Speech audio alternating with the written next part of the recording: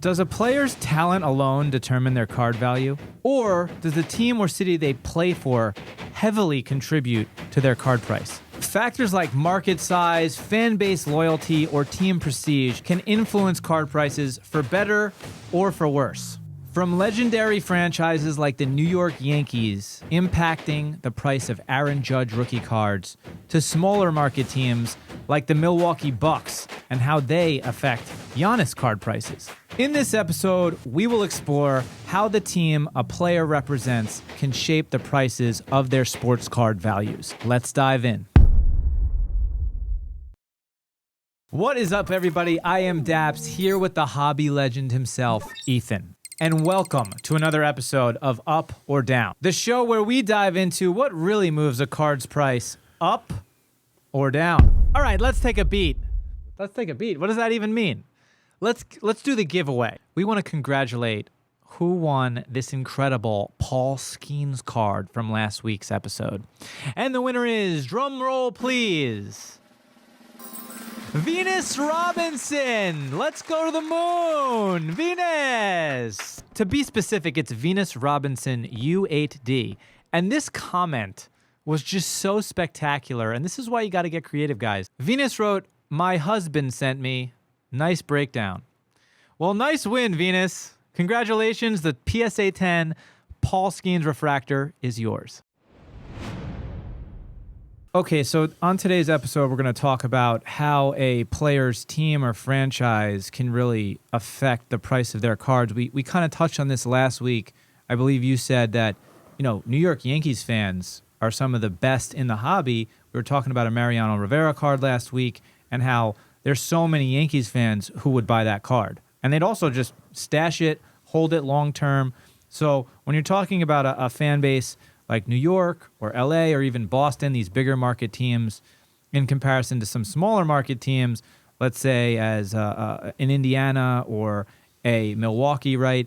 Smaller town, smaller area, smaller city, less population size means less people who can buy the card, supply and demand. So do you think that markets like New York and LA really move the needle? Yeah, they totally do move the needle, but there is Patrick Mahomes will always sell for a lot, even though he's in Kansas City, because he's an all-time great. There's also scenarios where smaller market teams do still really sell. Like, let's take the St. Louis Cardinals, for example. This year's Bowman had a player named J.J. Weatherholt in there, who's really not a top 5 player in that class, but the Cardinals fans want him because Cardinals fans are some of the best fans in the world. They travel to games, they support the team, they sell at their stadium. Also in that class, who is probably the best player in Bowman this year, is Charlie Condon, who plays for the Rockies, that people aren't even looking at because there is no Rocky fan. That doesn't exist. And no one has the confidence in holding a Rockies player because they know that in 5 years he'll wear a different jersey. Sure. I mean, Colorado, Cleveland, Pittsburgh, all these smaller market areas. I think that we've even seen Jalen Brunson, for example. He was playing in Dallas, which isn't necessarily a small market, but smaller than New York.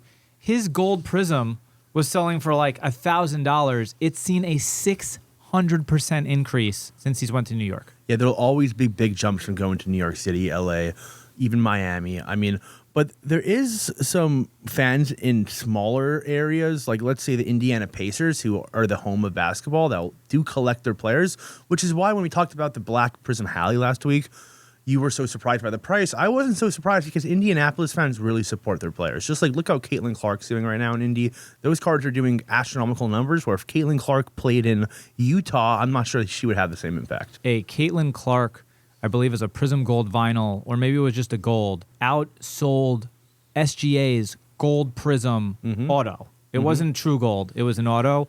But still, in no world should a Caitlin Clark be more than an SGA in my mind. And then you slow back and you think about it and you're like, well, Caitlin Clark might be the greatest WNBA player ever when it's all said and done.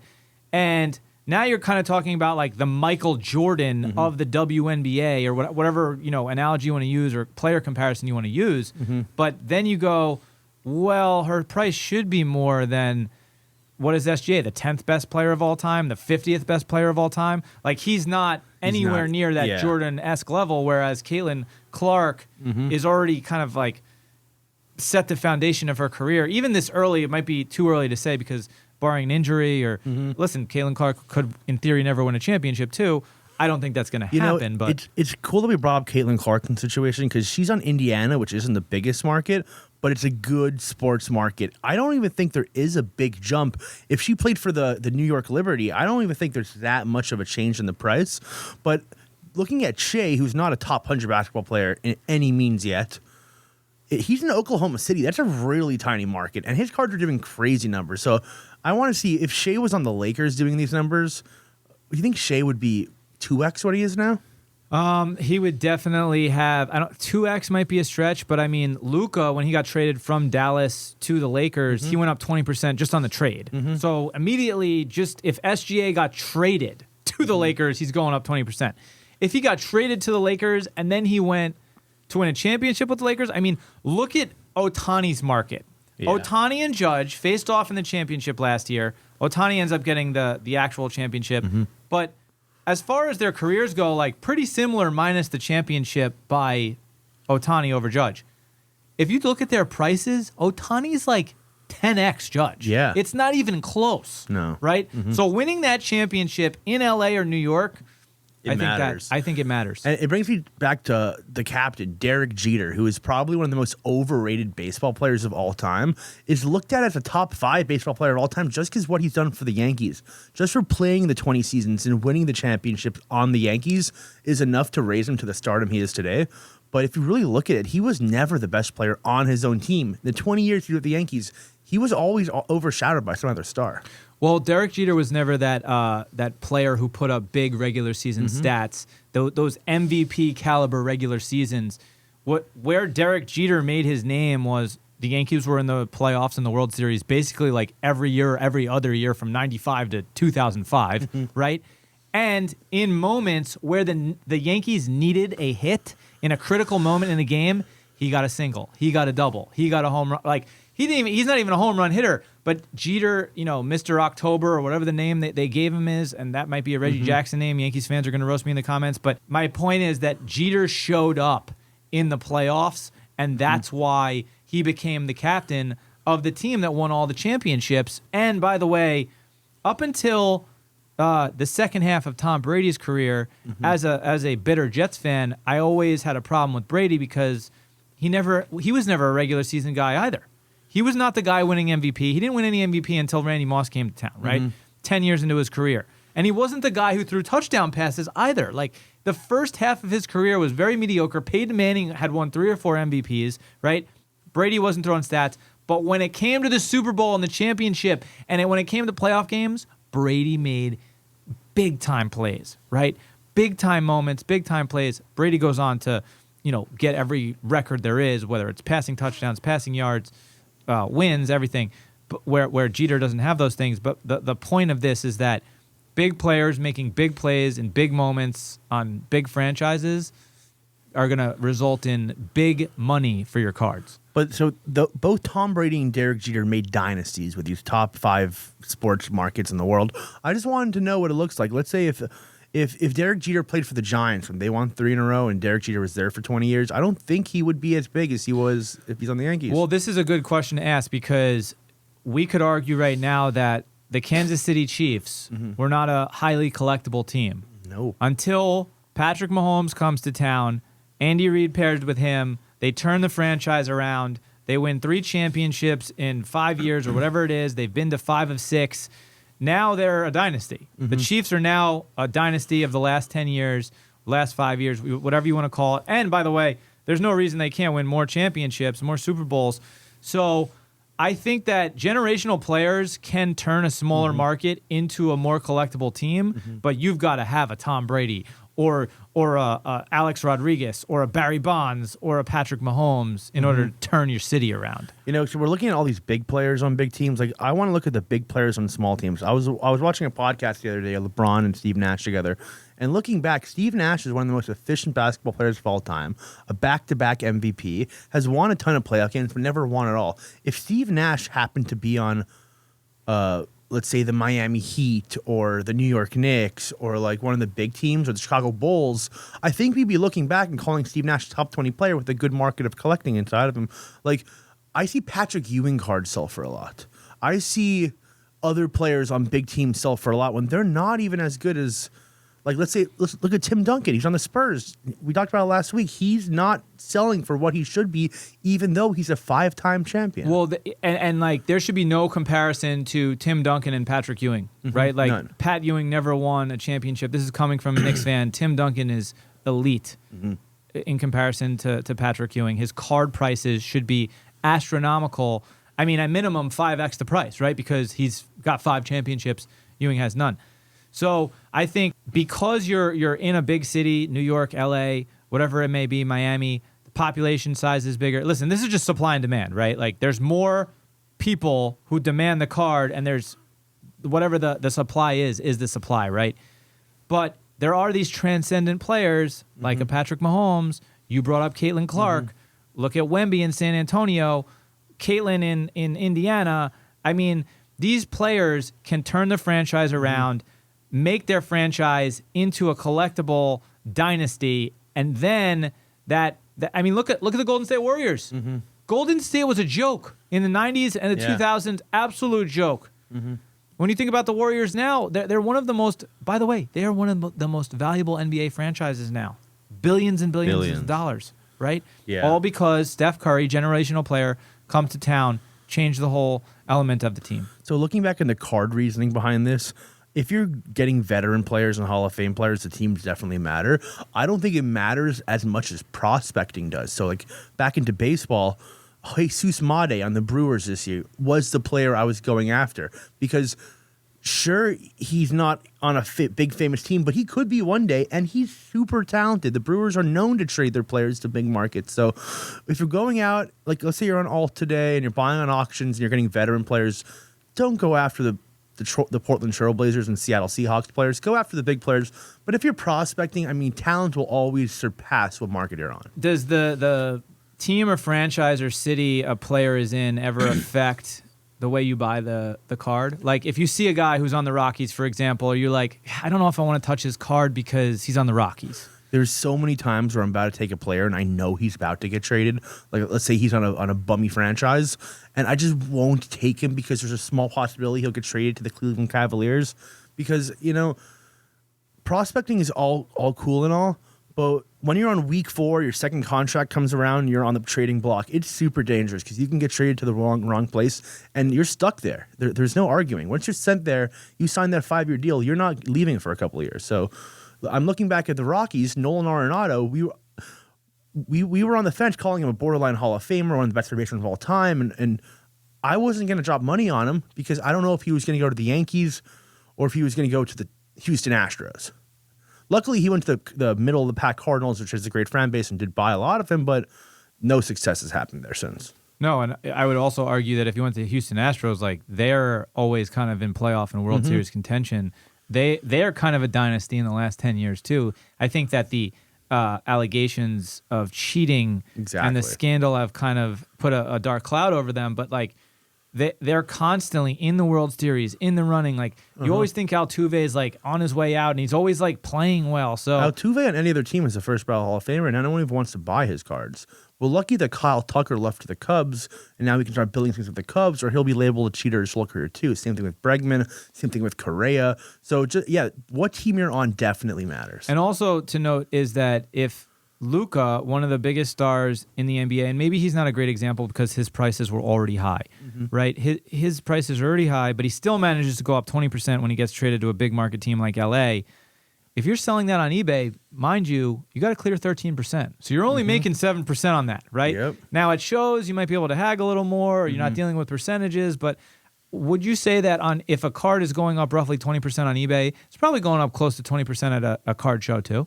Yeah, you're definitely netting more at a card show than you are on eBay. For sure. But I think we would agree that player performance and popularity outweigh the city. Yeah. Right? Like, when it comes to collecting cards. Like, and really, I would say player performance is elite over everything else because, like we said, if you perform well, you get to the championship. Look what just happened to Halliburton, right? Like, his prices went ballistic. SGA prices go ballistic. I don't know if SGA is up 100% or 200% from last summer. He's got to be close. Right? Definitely. So even a guy like SGA, who people have definitely been collecting SGA for a while. Yeah, definitely. But you're realizing his peak price now in real time, right? Yeah, 100%. I mean, when I look at a player's skill set, it will always outweigh what team they're on. Because I think of Ken Griffey and Ichiro on the Mariners scene with Randy Johnson. Like, that's one of the worst markets in sports. People in the northern West Coast don't care about sports and want to invest in that stuff. But Ichiro is still like one of the most sought after players in history. And also, let's look at like ethnicities in sports too. Like if you go look at Pau Gasol in Spain, you look at Steve Nash in Canada, Shea in Canada, like you could be anywhere on any team. But if you have a good ethnic background that follows you, like a fan base that cares about where you're from, like Manu Ginobili, for example, you will always sell. Like Argentinian fans will always buy Manu. Yeah, and I know that we talked about last week trying to showcase some cards that were a little bit more affordable for some of the average guys who might, average guys or gals who go to shows. What are we buying this week? Cheaper cards. Cheaper cards. That's what we're looking at. We're looking at cheap stuff. Okay. I like this. The first card we're looking at is a 2022 Bowman Sapphire Chrome Prospect Auto, Ellie De La Cruz, PSA 10. First Bowman for under $300 with an auto on an Ellie? Yeah, so when you're looking at cheaper cards, relatively more expensive cards, you have to buy with the comps. You need to look for things that are ending low. Right now, this Ellie De La Cruz is at $300. There's probably a $3,000 card that will shoot up very soon. But look at players that are down. I mean, Ellie's striking out a lot. He's not getting on base that much. But the Reds are about to get hot. So it could be your time to start buying Ellie cards because if the Reds make the playoffs for the first time in I don't know how long, then these Ellie cards are going to be the main reason that go up. Well, I think this is what we're talking about too. Popularity, player performance. Ellie is obviously very popular, right? His stats, I mean, they predict him to be number one in fantasy some years, right? He's not number one this year, but that doesn't mean he can't be next year or year after that. And then third factor is the city, right? So Ellie gets traded or signs with the New York Yankees, the LA Dodgers, the San Diego Padres, right? A large list of the Boston Red Sox. Like Ellie could go to a team, right, in the next couple years and boom, his price increases 20, 30, 40%. Overnight. But you know what's equally as impressive as doing that is bringing a championship to Cincinnati. I mean, if you're on a small market team and you could do what Shea does and bring a championship to that team, that could be just as good as moving to a big team.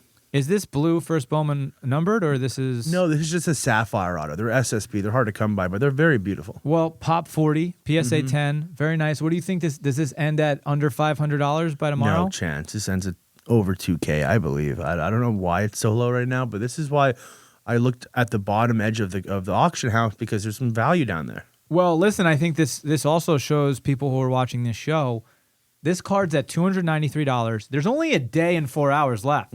So just because you see a card at $300, Ethan is predicting that this card goes to close to $2,000. By the time we post this video, we'll have the listing and you guys can check it out yourselves to see what this sold for. Now, the next card up, this is sick. And highly disrespected, by the way. Mookie Betts should be through the roof in terms of price. This is at $400. There are 8 days left. BGS 9, Auto 10, 2014 Bowman Chrome Prospect Auto, Black Refractor, Mookie Betts, serialed 5 out of 99. And there's 22 in BGS Pop. Mookie Betts is the top 3 player in baseball. You cannot argue against it. He's a 3-time champion. He plays every position. He's a great guy, a fantastic bowler. I mean, he's just a good smile. Bowling. Yeah, one of the greatest bowlers in baseball right now. But most importantly, the black to 99 is a good colorway. It's now to 75, but it's still like one of the most aesthetic colorways because, to be honest with you, orange, red, I mean, they're cool, but the black just looks good. I'm a Prism guy, so black kind of gives me good memories.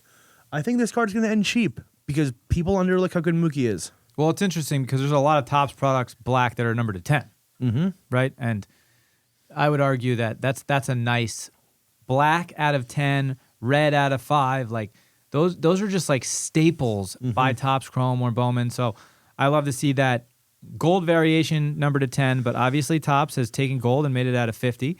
So what is the variant that's out of 10? And I don't think Topps has really like clearly defined their out of 10 colorway. No, because they have Bowman Draft and they have Bowman Chrome, and there's a Pearl colorway that's a 10 now. It's They're highly confusing for the average collector who is entering the hobby. Yeah, the thing about Bowman is that they just want to make more product because it sells so well. Like they have black reptilian, green lava wave. Like they're just making stuff up now.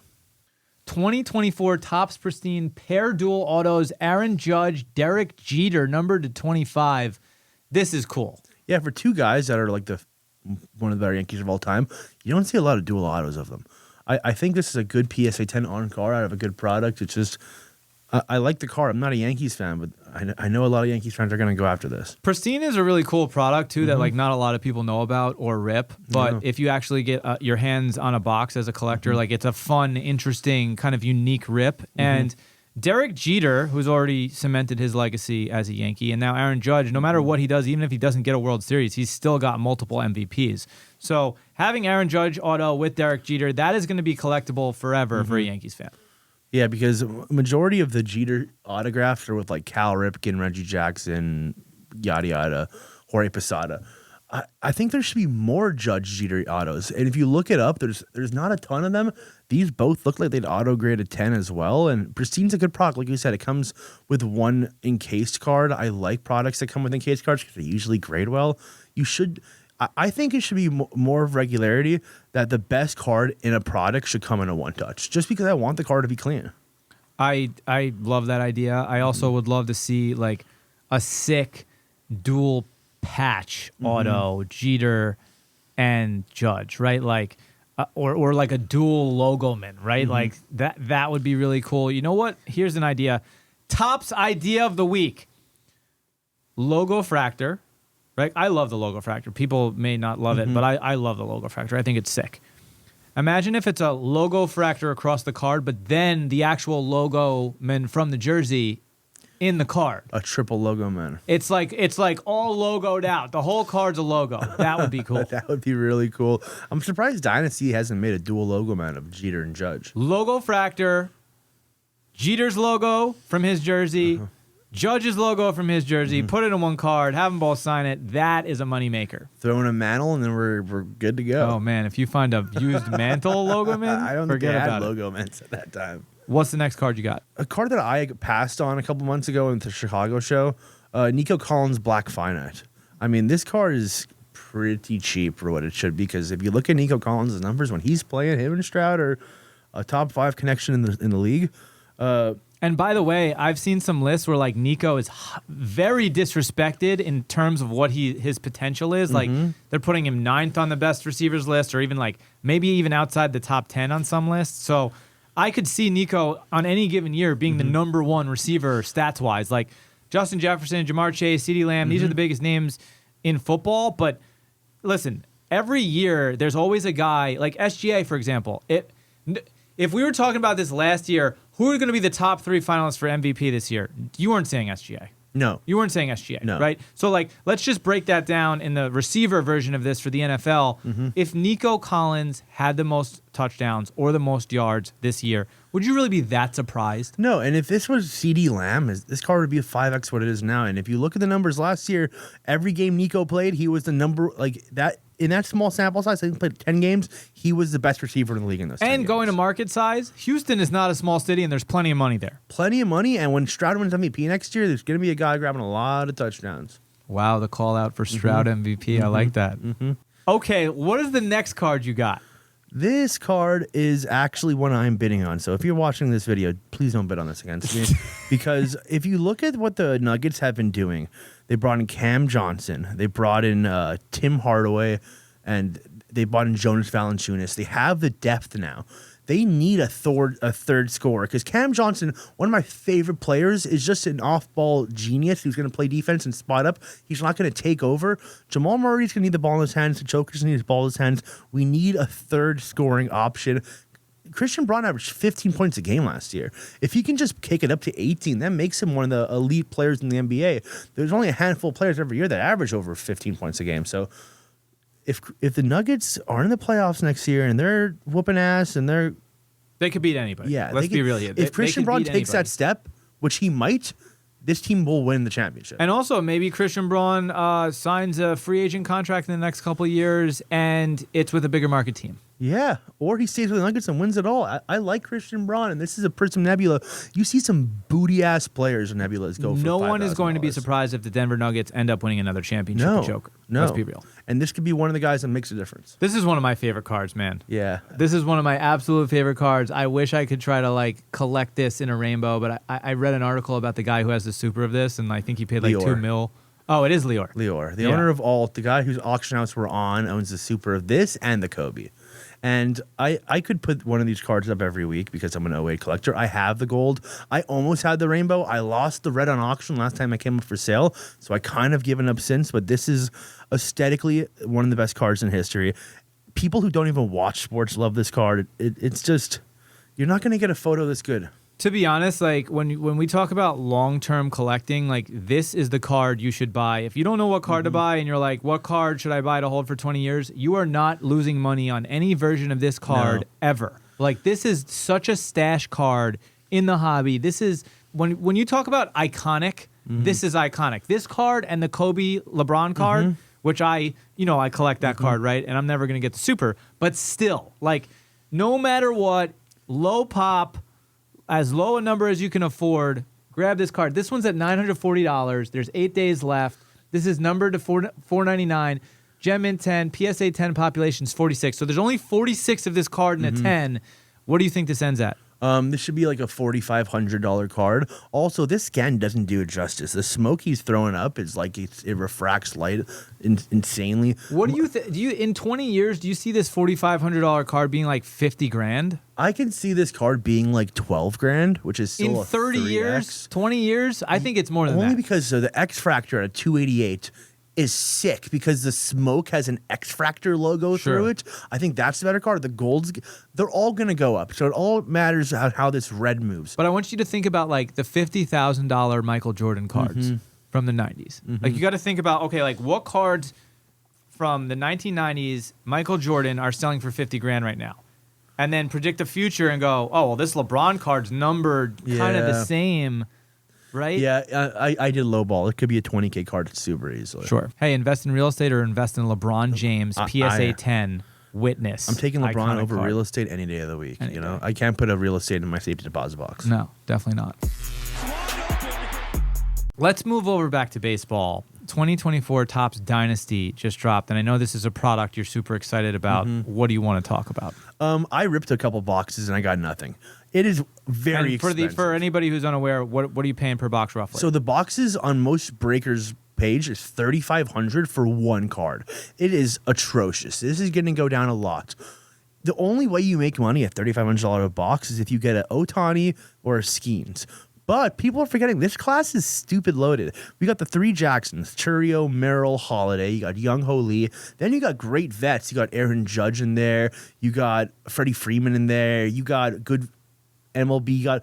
You got logo mans, laundry tags, duels. I mean, this is just the best product because the patches are gross. It comes encased. And, Bowman will always be supreme. People will always rather have a flat card than a thick chunky patch card. Is this the first product that has a dual logo patch? I'm not sure because it could be definitive or it could be triple threads. If I'm reading this correctly, Topps is introducing dual auto MLB logo patch cards in Dynasty for the first time. Okay, so maybe that's in Dynasty, the first time it's been released in Dynasty. Either way, because people love the flat cards in baseball, but as a 90 born in the 90s, I like the patch autos.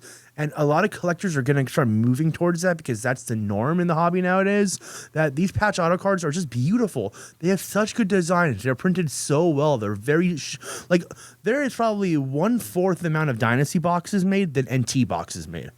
Do you want to see Fanatics extend the Dynasty line to the NFL and NBA? Yes, I think everyone's waiting for that. And it's going to look so nice if they put the same TLC that they put into the baseball, because baseball is all game used. And that could also fuel the RPA market, right? Yeah, because game used, we need to bring game used back. Topps does that, and Dynasty's always been that way. So if they have football card RPAs with game used stuff in it, that's something we haven't had since Exquisite or even before that. Okay, so let's predict the future here.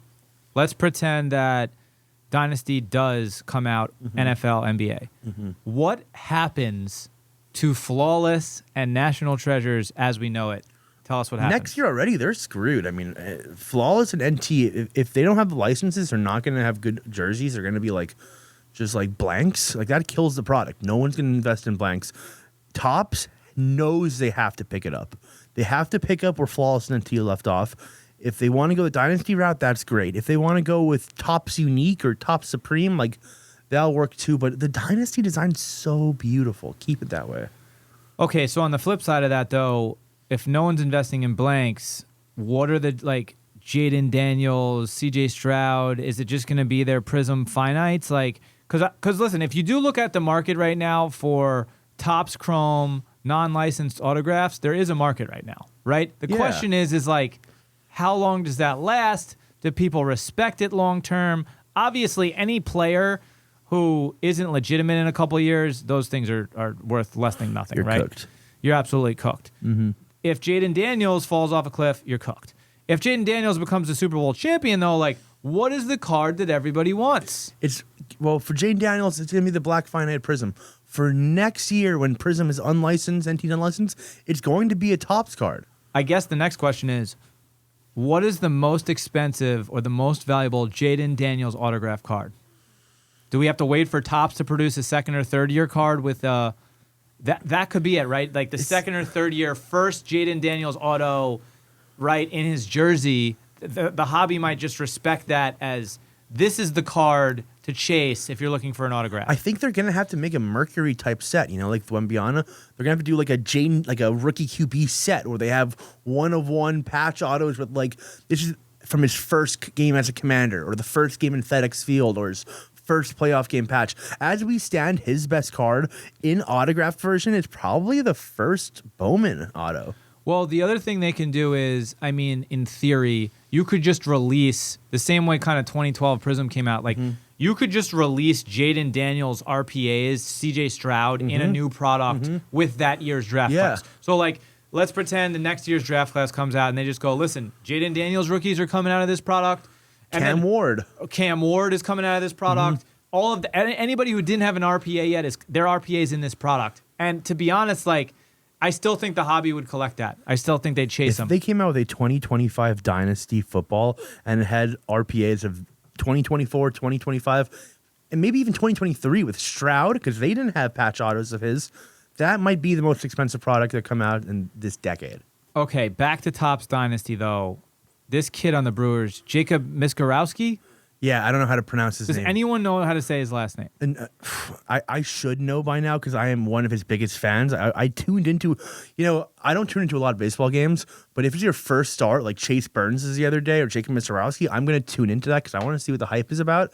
Jacob Misiorowski is a 6'7" gunslinger with the release point all the way towards the mound. When he stretches out, that ball comes out. You don't have much distance between him and the mound, and it's coming at 104 miles per hour. This kid is, I hate to say it's better than Paul Skeens. He might be, number one. I don't think that's going to be realized until Paul Skeens is on an actual team because Paul Skeens has like a sub-2 ERA and he's like 3-10, right? Which is not to Paul Skeens. He's only let up 4 runs once in his career so far, which is insane. Every other game, if you watch his starts, 3 or less. Ridiculous. But the kid, Misiorowski, in his first 3 games, 3 hits, 19 strikeouts. Disgusting stats. Yeah, but it's not only the stats that are going off. If you just watched him pitch, he's just throwing it the release point's so close to the mound and it's coming so fast that it just seems unhittable for most players. So the unreal stat, and this is how you really make money in this hobby if you're a professional scout, right? 2 years ago, Misiorowski's orange out of 25 first Bowman auto, $200. Last year, it doubled in price, went to $450. The last sold card in the same grade at a PSA 10, $8,500 and $11,000.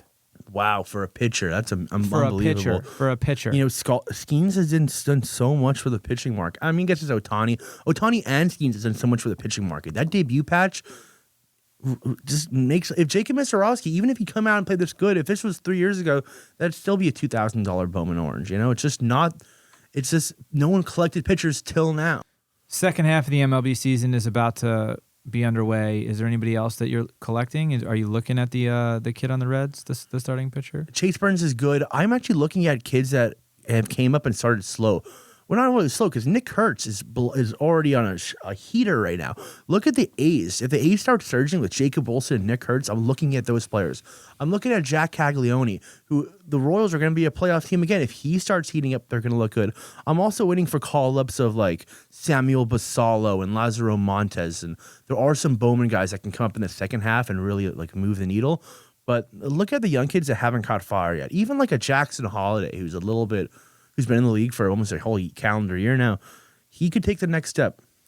Yeah, and my advice to anybody who's trying to collect midseason is try to predict who you think's going to go deep in the playoffs, right? Look at the standings. Maybe before you even look at players, look at the standings and look at potential teams that are undervalued. Look at the Pacers, what they just did in the playoffs, right? They're 4, 5, 6 seed, whatever they were.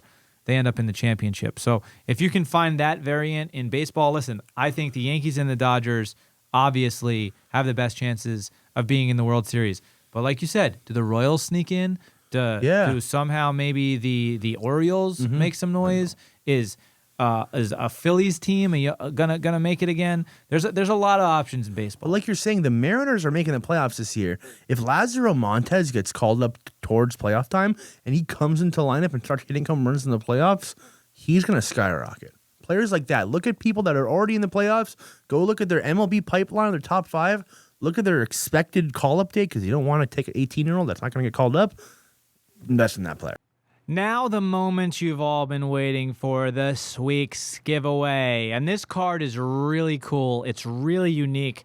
This is for more of our veteran collectors. These are some legends that I watched growing up. This card is numbered to 5. It's 1 out of 5.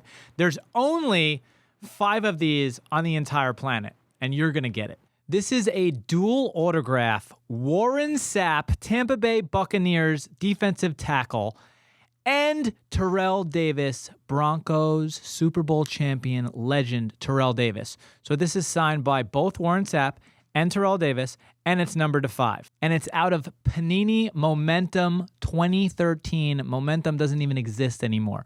Really cool card, very unique. This is an awesome card for somebody's PC who grew up in the 90s like me watching these teams. So keep watching this episode. Remember, like, comment, subscribe, do your thing, hit the bell. I hope you guys are enjoying this show. We're going to do a giveaway every single week if you're unaware. And there's more cards coming, baby. There's more cards coming. The most unique comment usually wins, so make sure you're creative when you leave that comment underneath here. That's who we're going to pick. Thanks for joining us on another episode of Up or Down. Don't forget to get into the giveaway. It's free. All you got to do, make sure you're subscribed to our channel, like this post, and make sure you comment. Tell us what prospect you want us to talk about. Tell us what topic you want to talk about. Tell us about the city that is not getting the respect it deserves and the market. We are here to appease and entertain you guys. We appreciate you for watching. We will see you next week on Up or Down.